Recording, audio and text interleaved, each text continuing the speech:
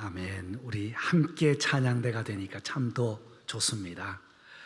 찬양대가 되어서 우리 전 교인이 찬양을 할 때는 여러분, 우리 지휘자님이 늘 강조하시는 것처럼 입을 쫙쫙 벌려서 전심으로 찬양할 때 더 큰 은혜가 되는 줄 믿습니다. 여러분, 신앙생활하면서 이런 생각은 해보지 않으셨는지요? 내가 예수를 믿으면 이전보다 더 나아져야 될 텐데, 내가 기도를 하면 모든 일들이 만사 형통해야 될 텐데, 어제는 슬픔이 있었지만 오늘 기도하고 나면 내일은 바짝 떠오르는 태양빛처럼 태양이 떠올라야 할 텐데, 이런 생각과 기대는 해본 적은 없으십니까? 저는 여러 번 해보았습니다. 지금도 하고 있습니다. 그러나 신앙생활을 하면서 언제나 해가 바짝 뜰 때만 있는 것이 아닙니다. 때로는 가물 때도 있고, 때로는 비가 올 때도 있고, 때로는 태풍이 불 때도 있고, 눈보라가 내려칠 때도 있습니다. 신앙이라는 것은 내가 좀 더 잘 되고 덜 힘들고 안정되기를 기대하는 심정은 솔직히 있지만, 그런 것이 아니라 그런 과정 중에도 이기고 극복하고 살아가는 것이 신앙이라고 봅니다. 예수님께서 그렇게 하셨습니다. 예수님이 가시는 곳곳마다 좋은 일도 있었지만 그렇지 않은 일 많았습니다. 예수님은 우리에게 복음의 신앙을 가르쳐 주시면서, 복음의 신앙은 만사 형통의 신앙이 아니라 어려움 중에도 극복하고 이겨내는 신앙이라는 것을 가르치고 있습니다. 이것이 바로 십자가의 신앙입니다. 오늘은 우리 주님의 뜻을 따라 우리 십자가의 길을 걷기를 원하는 성도들에게 하나님의 뜻을 따라 십자가 고난의 길을 걸어가셨던, 복음 신앙의 길을 가셨던 예수님의 모습을 보면서 함께 은혜를 나누고자 합니다. 복음 신앙의 길이라는 제목을 저는 잡아보았습니다. 본문은 매년마다 고난주간이 다가오면 함께 묵상하고 설교하는 내용이기도 합니다. 그러나 마가복음을 가지고 설교한 적은 많이 없었습니다. 복음 신앙의 길은 어떤 길인가? 먼저는 하나님의 뜻, 하나님의 관점을 따르는 길입니다. 본문을 다른 복음서와 비교했을 때 공통점이 있다면, 예수님께서 요한은 5,000명, 마가는 4,000명 한 아이의 도시락 가지고 먹이신 이후에 수많은 군중들이 따라올 때에 예수님께서 사람들이 나를 누구라고 하더냐라고 물었습니다. 그때에 어떤 이는 세례 요한, 어떤 이는 엘리야, 또는 선지자 중에 하나라고 하더이다. 그때 제자들에게 너희는 나를 누구라고 부르냐? 너희는 나를 누구라고 하느냐고 묻자 베드로가 주는 그리스도입니다. 마태는 더 붙여서 살아계신 하나님의 아들입니다 라고 했습니다. 주는 그리스도시요 살아계신 하나님의 아들입니다. 그때 예수님께서는 인자는 고난을 받고 죽임을 당하고 사흘 만에 살아나리라고 말씀했습니다. 믿으시죠? 그때 베드로가 그럴 수 없습니다. 어떻게 인자가 고난받고 죽는단 말입니까? 라고 항변했다고 했습니다. 항변을 했을 때 예수님께서 33절 돌이키사 제자들을 보시며 베드로를 꾸짖어 이르시되 사탄아 내 뒤로 물러가라고 했습니다. 사탄아 내 뒤로 물러가라, 충격적인 말씀을 하신 것입니다. 예수님께서 사탄이라고 한 것은 베드로 자체가 사탄인 것이 아니라 하나님의 뜻을 방해하기 때문에, 하나님의 뜻을 거역하기 때문에, 사탄의 일을 하기 때문에 사탄아 물러가라고 했습니다. 하나님의 뜻을 막는 역할 사탄이 합니다. 다시 말해서 지금 너의 생각은 하나님의 계획 뜻이 아니라 너가 하나님의 뜻을 시험하고 있구나라는 거예요. 여러분, 하나님의 뜻과 사람의 일, 하나님의 일과 사람의 일을 대조해 보면 하나님의 일은요, 구원 계획을 위해서 십자가, 희생, 고난을 다 감수합니다. 저와 여러분을 구원해 주신 하나님의 은혜는 이 십자가의 길 구원의 계획에 따라서 하나님의 일을 하도록 때로는 희생을 하라는 말씀입니다. 그런데 사람의 일은 무엇입니까? 고난을 회피합니다. 고난을 멀리합니다. 고난이 없었으면 좋겠다고 합니다. 하나님의 일은 고난을 통한 구원이 있는데 사람의 일은 현실 안주하고 성공을 외치고 있습니다. 하나님의 일은 영적인 관점으로 내가 모르는 세계에서 일하시는 하나님을 기대하는데 사람의 일은 감정적인 반응을 드러냅니다. 그렇습니다. 예수님이 베드로를 꾸중하신 것은 메시아 인자는 권력과 영광이 아니라 고난과 십자가가 있다는 것을 가르치기 위해서 사탄아 내 뒤로 물러가라고 하신 것입니다. 그래서 33절 하반절에는 너가 하나님 일을 생각하지 아니하고 도리어 사람의 일을 생각한다. 여기에서 생각한다는 것은 단순히 띵킹한다, 머리로 단순하게 생각하는 말이 아닙니다. 나의 생각, 가치관, 방향이 틀렸다는 것입니다. 잘못되었다는 것입니다. 즉 너의 생각, 하나님의 방향 중심이 아니라 인간 중심이라는 것을 말씀하고 있습니다. 여러분, 신앙생활의 가장 큰 변화는 생각의 변화입니다. 예수를 믿는 그 순간부터 우리의 생각은 인간 중심 내 생각이 아니라 누구의 생각입니까? 하나님의 생각, 예수님의 생각, 성령님의 마음을 우리가 함께 읽고 읊어가는 것이 바로 신앙생활입니다. 예수 믿는다는 것을 단순하게 교회에 나오는 것만이 아니라 하나님의 뜻, 하나님의 생각을 따라서 내 생각이 바뀌어 가치관이 변화되는 것입니다. 세상은 성공을 원합니다. 평안을 원합니다. 손해보지 말라고 합니다. 어리석다고 합니다. 그런데 복음은 그렇지 않아요. 하나님의 뜻이면 어려움이 와도, 슬픔이 와도, 고난이 와도, 손해보아도, 억울해도 겸손하게 그 고난의 길을 순종하는 것이 하나님의 뜻인 줄 믿습니다.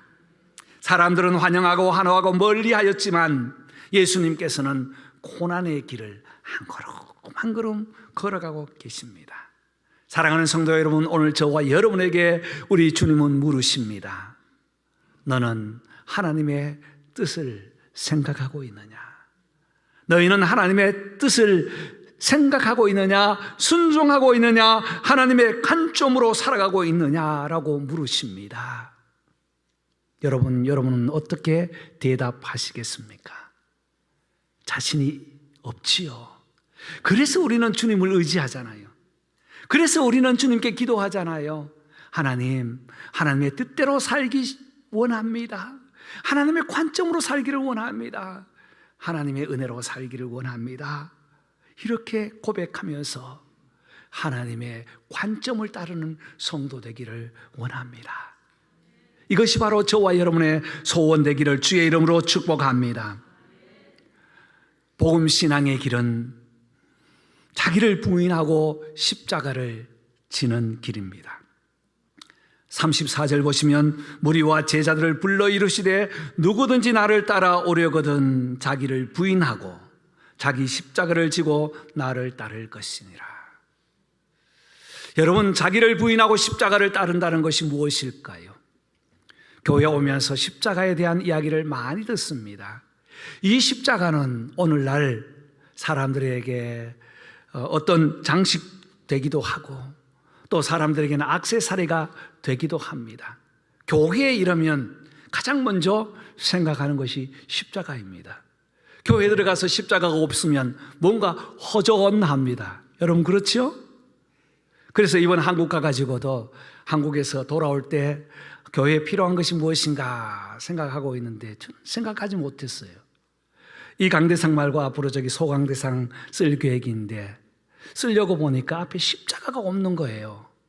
그래서 저는 생각 못한 집사람이 십자가가 거기 없던데 십자가 있으면 좋겠다고. 그래서 좋은 거 사가지고 붙였습니다. 아주 잘 어울리는 것 같아요. 십자가는 이렇게 장식이 되기도 합니다. 믿는 사람들에게 십자가가 빠지면 뭔가 허전합니다. 그런데 그것보다 더 중요한 것은 십자가의 의미, 십자가 그 자체가 중요한 것이 아니라 십자가를 지고 가기 위해서는 먼저 자기 부인이 있어야 된다는 거예요. 자기 부인, 와이프가 아니고 자기를 부인하는 훈련입니다. 단순히 부인한다는 것을 욕심내지 말고 낮추라는 말이 아닙니다. 자기가 주인 된 것을 거부하고 주인을 바꾸라는 것입니다. 여러분, 사람의 본능은 자기 뜻대로 하기를 원합니다. 내 계획대로 살고 싶어 합니다. 교회 생활, 신앙 생활도 마찬가지예요. 교회에 와서 자기 마음에 안 들면 주님의 뜻과는 전혀 상관없이 삐뚤어지는 일들이 종종 있습니다. 감사하게 우리 교회는 없습니다. 이것이 가장 아름다운 복음에 바치고 신앙에 바치라는 거예요. 내 마음에 조금 안 드는 일이 있더라도 나를 내려놓고 내 주인은 주님이라는 것을 생각할 때 이것이 바로 부인이라는 것입니다. 복음신앙은 성령이 주인 되어서 하나님의 뜻을 위하여 걸어가신 주님을 따라서 함께 걷는 것입니다. 여러분, 이것이 바로 자기 부인이에요. 날마다 나를 부인할 때에 내 부인한 그 자리에 주님이 찾아오신다는 사실을 꼭 기억하십시오. 나를 부인할 때 성령님께서 아시고 나의 그 부인된 자리에 거룩한 성령께서 찾아오시는 줄 믿습니다. 나를 부인하고 어떻게 하라고요? 자기 십자가를 지고 따라오래요. 여러분, 이 십자가, 예수님 당시의 십자가는 어떤 의미일까요? 더 나아가서 성경에서 십자가를 한번 생각해 보자고요. 여러분, 구약의 성경에는 십자가가 몇 번쯤 나올까요? 여러분 혹시 생각해 보셨습니까? 예, 성경 읽게 하시는 분들 많이 계시는데 많이? 아니에요. 한 번도 안 나옵니다.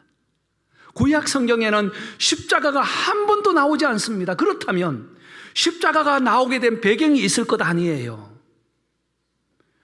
유대법으로는 사람을 처형할 때 십자가에 죽이지 않습니다. 차라리 돌로 죽였죠. 그런데 로마법의 가장 악한 처형 방법으로 십자가에 달려 죽게 합니다. 로마의 지배를 받던 예수님 시대에 예수님께서 자기 십자가를 지고 나를 따르라는 그 말씀을 한번 생각해 보자고요. 자기 십자가를 지는 것은 단순히 고난을 견디라는 의미가 아니라 악행을 저질러서 사형장에 끌려가는 저 사형수처럼, 그리고 당시에 십자가를 만들어 놓고 가서 다는 것이 아니고 자기가 질 십자가를 지고 산으로 올라가서 처형하는 것이 당시의 문화였어요. 그래서 예수님께서도 십자가를 메고 가셨잖아요. 이러한 장면을 제자들이나 예수님이나 군중들 다 보았을 겁니다. 그때 자기의 십자가를 지고 따르라는 겁니다. 무슨 말씀입니까? 죽음을 각오하라는 거예요. 너는 지금 죽으러 간다는 것입니다. 여러분, 저는 이 말씀을 준비하면서 우리 찬양팀의 첫 곡 십자가를 질 수 있나, 이 찬양을 묵상했습니다. 왜냐하면 우리 찬양팀 찬양은 일주일 전에 저희인데 다 주시거든요. 그래서 설교 준비하면서 묵상했어요. 십자가를 질 수 있나 주가 물어보실 때, 십자가를 질 수 있나 주가 물어보실 때 하고 찬양하면서 묵상하는데 제 옆방에서는 흐느끼는 소리가 들려옵니다. 특성을 준비하다가 훌쩍훌쩍거리는 거예요. 그래서 제가 가만 들어보았습니다. 왜 훌쩍거리나고 했더니 감기가 안 떨어져서 콧물 때문에 훌쩍훌쩍 하더라고요. 그러면서 아이고, 목사님은 왜 저인데 나인데 이 찬송을 부르게 했냐고 또 말하더니 그렇지 내 지은 죄가 많아서, 그 가사가 그렇거든요. 한참 부르더니 또 내 지은 죄가 많아서 또 훌쩍거립니다. 이번에는 콧물의 훌쩍이 아니더라고요. 아마 죄기에 닳도록 불러요, 닳도록.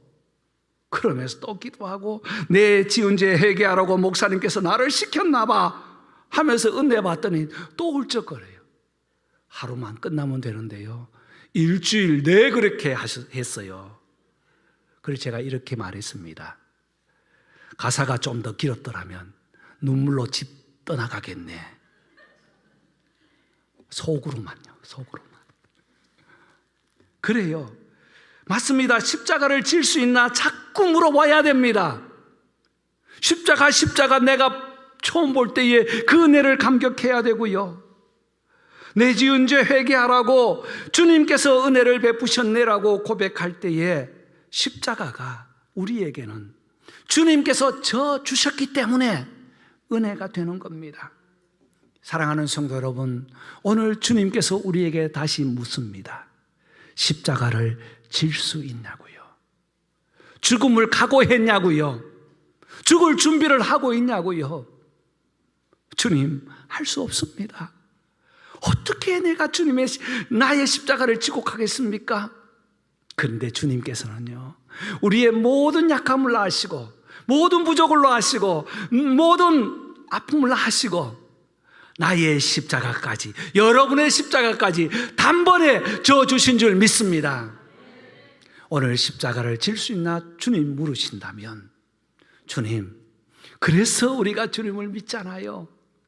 주님께서 져주셨기 때문에 감동적으로, 감격스럽게, 감사함으로 살아가겠습니다라고 고백하는 은혜가 있기를 바랍니다. 콧물로 훌쩍거리든 눈물로 훌쩍거리든 하나님의 은혜를 받게 하옵소서.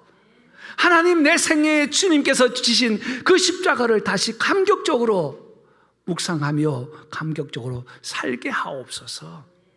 이런 목사와 이런 직분자들과 이런 모든 성도들 되시기를 주님의 이름으로 축복합니다.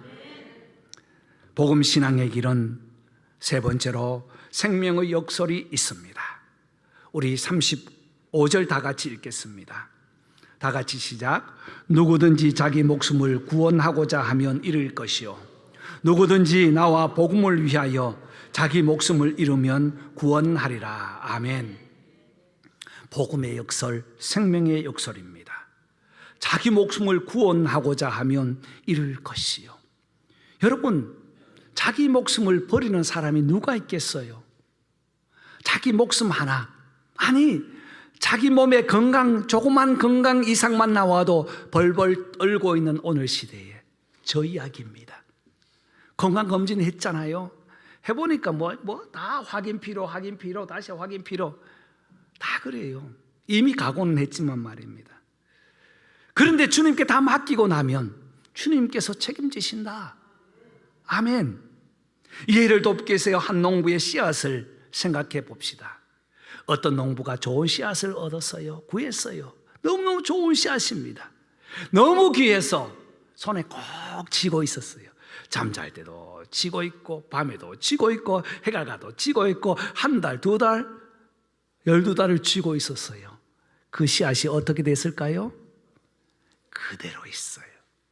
아무 열매가 없는 겁니다. 더 나아가서 습기가 들어오면 썩어버리겠지요. 그런데 또 한 농부는 그 씨앗을 땅에 심었습니다. 손에는 없어졌습니다. 땅에서 그 씨앗이 다 죽었습니다. 그런데 싹이 났어요. 꽃이 피었어요. 열매가 맺혔습니다. 많은 열매를 거뒀습니다. 내 손에서는 나갔지만 많은 열매를 얻었다는 것입니다. 여러분, 오늘 영어 공부에게 죄송합니다. 제가 영어로 다 번역했는데 프린트하는 것을 깜빡했습니다. 기도하면서 앞에서 기도하다 보니까 아차 싶더라고요. 아무리 준비를 잘해도 복사해서 나눠주지 않으면 아무 효과가 없다는 거예요. 신앙도 마찬가지입니다. 내가 붙잡고 지키려고만 하면 결국 잃게 되지만 하나님 손에 맡기고 내려놓을 때에 믿음의 열매가 있는 줄 믿습니다. 예수님은 이어서 말씀하십니다. 자기 목숨을 잃으면 누구든지 나와 복음을 위하여 자기 목숨을 잃으면 무엇하리라? 구원을 얻으리라고 했습니다. 그렇습니다. 우리에게 주님께서는 내 손을 내려놓으라고 합니다. 내 손을 내려놓을 때 주님께서 책임지시고 갚아주시고 열매를 허락하시고 구원의 은혜를 주시는 줄 믿습니다. 어떤 청년이 있었습니다. 제가 참 아끼던 청년인데요, 이 청년이 직장을 구했습니다. 열심히 일해서요, 젊은 친구가 진급도 빨랐습니다. 그런데 마음 한구석에는 주일 성수 때문에 늘 허전한 고민을 했습니다. 어느 날 찾아왔습니다. 목사님, 이런 고민이 있습니다. 그래서 제가 우선순위를 정하여라. 우선순위를 정하여라. 좋은 직장에 성공하는 것도 중요하지만 우선순위를 정해보라 했더니 이 친구가 주일 성수부터 우선순위를 정했습니다. 주님 앞에 봉사하는 것 우선순위를 정했습니다. 한편 몸은 더 바빴지만 이웃들을 돌아보는 우선순위를 정했습니다. 그랬더니 이전에 경험하지 못한 놀라운 기쁨을 경험했습니다. 하나님께서는 그를 보호하시고 축복하시고 은혜를 베풀어 주셔서 하나님께 먼저 우선순위를 드리며 내 손을 내려놓고 주님께 드렸더니 주님께서 은혜 위에 은혜를 더하였다고 고백했습니다. 성도 여러분, 우리가 꼭 잡고 있는 것이 무엇입니까? 성령님께서 우리의 마음을 두드리시면서 물으십니다. 너 잡고 있는 것이 무엇이냐? 정말 그것을 가지고 내 생명, 내 영혼을 구원할 것이라고 믿고 있느냐고 물으십니다. 혹 우리에게 명예, 물질, 자존심, 그것 잡고 있습니까? 자존심 조금만 건드리면 탁 튀어서 마치 화약처럼 터지는 우리의 자존심을 잡고 있지는 않습니까? 주님께 내려놓으십시오. 주님께 드릴 때에 주님께서는 자존심 위에 자존감의 은혜를 허락하여 주시는 줄 믿습니다. 사랑하는 성도 여러분, 말씀을 정리합시다. 복음 신앙의 길은 무엇입니까? 주님이 걸어가신 길입니다. 주님께서는 하나님 중심으로, 하나님의 관점으로, 하나님의 가치관으로 부보다 고난의 길을 걸어가셨습니다. 자기를 부인하고 십자가의 길을 가셨습니다. 희생을 각오하고 십자가의 죽으심으로 영원한 생명 구원을 우리에게 주셨습니다. 이 은혜로 사순절 기간을 하나님께 드리고 저와 여러분들도 복음신앙 십자가의 길에 순종하는 저와 여러분 되시기를 주의 이름으로 축복합니다.